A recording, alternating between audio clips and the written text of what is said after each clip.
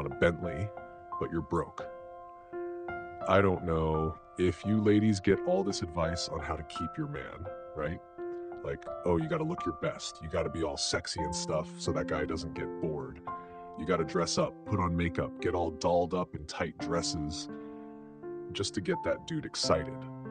But hey, what if you just went for it one day? Just wear the same clothes you came home from work in, hands still greasy from cooking. Change the baby's diaper, then pull up your skirt and scratch your armpit right in front of him. Tell him to take a whiff, that mix of sweat, cooking grease, and baby smell. I'm not doing this video to get views from women. I mean, I'm kind of desperate for content, but still, come on, think about it. Who's ever messy, juggling a job and a kid, but always has a mouth that smells like mint and a that smells like honey? I don't know what kind of love that is, but if you're bored and start complaining about how the other person smells or dresses, just get the out. All those reasons are just excuses. Before you demand that your wife be pretty and smell good, you have to ask yourself, what have I done to make her not so pretty or fragrant? Do you ever blame yourself, or do you just find a way to blame others? And to all the ladies out there,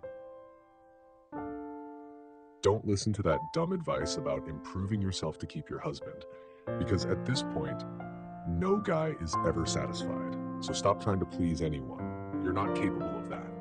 Instead, try to be happy with yourself first. Like short dresses, wear them. Want to look good? Do it. Want to smell good? Drench yourself in your favorite perfume. Want to shave your armpits? Or let them get all wild and bushy like the Amazon rainforest? Just let it be. What's the big deal? Why do you have to live by someone else's expectations and not do what you want? A man who truly loves you from the bottom of his soul won't stand to see you struggling and looking worn out. It reminds me of a popular saying, don't judge a man until you've walked a mile in his shoes. It's the same thing here. You see your wife struggling and smelling bad, but you just hold your nose and complain. That's the definition of you want a Bentley, but you're broke, isn't it? Try having money to buy fancy appliances, hire a housekeeper, or at least pitch in and help your wife out. The thing is, that guy just doesn't have the capacity for it, to be blunt. He's just an asshole. I don't know about other guys, but my opinion is this. It's my fault if my wife feels deprived. It's my fault if my wife is exhausted. If my wife is deprived and exhausted, and I still complain about her, that's a sin. That's more than just a mistake. So instead of looking for ways to complain, try to work harder to make your wife's life easier. Or if you can't, share the workload. Poor together, smelly together, you can still be happy. You find people on your own level, that's all. A piece of grass by the road, covered in dog shit all year, complaining about the smell of cow piss. Kind of funny, isn't it? A man's love, a contract, not a fairy tale. Men are more likely to cheat than women. And from what I've seen, the number of breakups, bored husbands, or guys who pay for sex are almost always men. This is just my personal feeling. I'm not generalizing. I have these friends, a couple. They were together for 10 years. When they found out their marriage wasn't really love, they lived happily together, never fought or argued. They just broke up. He fell in love with someone else. She raised the kids alone. It's not a happy ending, but it happens all the time. Back to the first point. Why do men cheat so easily? Because in a relationship, they think it's love, but it's not. Thinking something is A doesn't make it A. A man's love, in my opinion, isn't as grand as in romantic movies. It's incredibly simple. She's good looking, gentle, obedient, doesn't nag, takes care of the family. That's it. That's love. That's marriage. They think finding someone who meets all those needs is love. Because you have to understand this. A man's goals are mainly to make money, build a career, and satisfy his actual needs. Wife kids are just a side quest. They're the foundation to help him achieve his other goals. And for that, he just needs someone who fits the role. But once he's successful, rolling in cash, career flourishing, with nothing to worry about tomorrow, he starts to reflect on his life. And then he realizes, oh, all this time I didn't really love my wife. Of course, some people are lucky and choose the right person from the start. But that's a small number. The majority just need a wife to be a supporter when they're unstable. Once their career and money are set, and they have time to contemplate life. That's when a 40-something-year-old guy starts to cheat, to find that long-lost passion. At this point, if they realize they're lucky to have married a woman who went through thick and thin with them, that's great. Happy ending. If not, they leave. They go looking for true love, a soulful connection, to satisfy the deep longing of the person they forgot about for so long, all for money and status. So ladies, be careful with what men call love. Don't think that because you're pretty, no one can be prettier. Don't think that because you're a good girl, no one can be a better one. Don't think that because you're a good homemaker, no one can be better.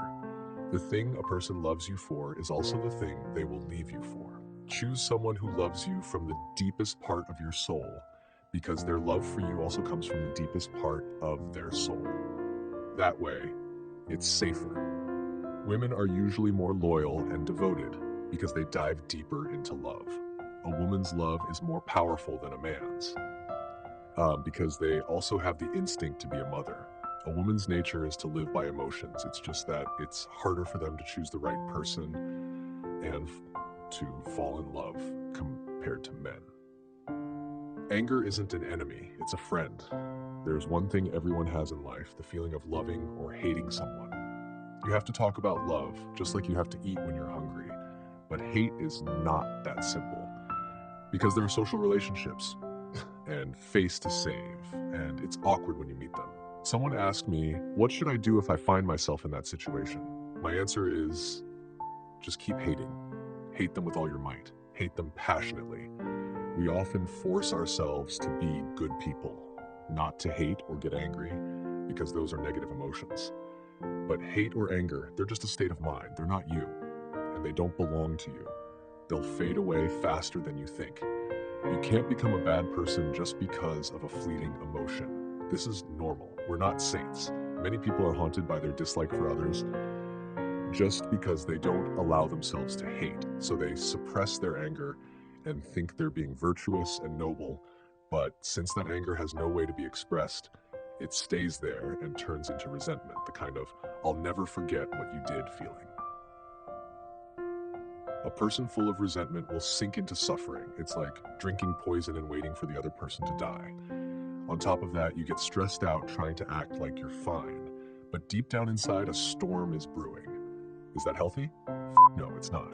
But if you allow your emotions to be expressed, they will transcend, like a dark cloud that becomes rain. And when the rain falls, the dark cloud disappears. The sky becomes clear again. Diet tea all makes sense. Once I really hated someone. We got into such a huge fight. We almost came to blows. But after a while, I looked back and realized I no longer hated or was angry at them. I was just normal with them, without having to work at it, without having to wear a mask to be a good person. And they seem the same way. So I don't have enemies, only friends. Because even though we went through a rough patch together, we could still make peace. Whoever wants to be a good person, go ahead. As for me, I'm just myself, with all my normal emotions in a state of observation, acceptance, and release. At the end of the day, nothing is that serious. Life and death are just a change of state, let alone emotions. All relationships and emotions, even if they're a little messy, are a good opportunity to learn to be more empathetic and loving to humanity while we're still alive. To have a strong soul, all the energy of anger needs to be recognized and transformed into understanding and wisdom. To have a good spirit, just start by being honest with all the emotions inside you, right here, right now. And the best way to get rid of that uncomfortable anger is to go to sleep. Turn on some relaxing instrumental music, or listen to me ramble until you fall asleep. When you wake up tomorrow, maybe the anger will be gone, and the person you hate won't be so ugly in your eyes anymore. Everything is just temporary. Go to sleep now. I'm going to watch hentai.